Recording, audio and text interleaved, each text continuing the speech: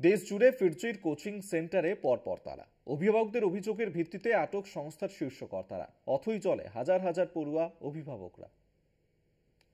দেশের বেশ কিছু জায়গায় হঠাৎ বন্ধ ফিরজির কোচিং সেন্টার, পরপর সেন্টারে তালা। শনিবার দিল্লি এনসিআর এর সেন্টারটি বন্ধ হওয়ার পর অভিযোগ দায়ের হয়।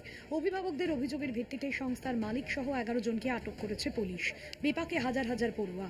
নয়ডা পুলিশ জানিয়েছে, অভিভাবকদের করা এফআইআরের ভিত্তিতে ফিরজি প্রধান DK Goel, CFO Rajeev Babbar, CEO Manish Anand এবং গ্রেটার নয়ডার ব্রাঞ্চ হেড রমেশ বথলেশকে আটক করা হয়েছে।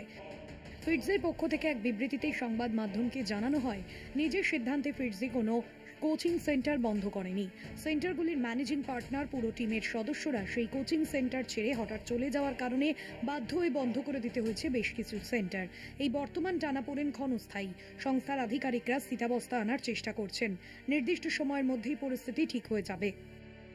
শিক্ষকদের তরফে জানানো হয়েছে, বেশ কয়েক মাস যাবৎ বেতন না পাওয়ার কারণে নয়ডা, মিরাট, গাজিয়াবাদ, লখনৌ, বারাণসীর ফিরজি সেন্টারগুলি থেকে একের পর এক শিক্ষক পদত্যাগ করেন। আর এর ফলে ক্ষতিগ্রস্ত হয়েছে 3,500 ছাত্রছাত্রী। কলকাতা টিভি।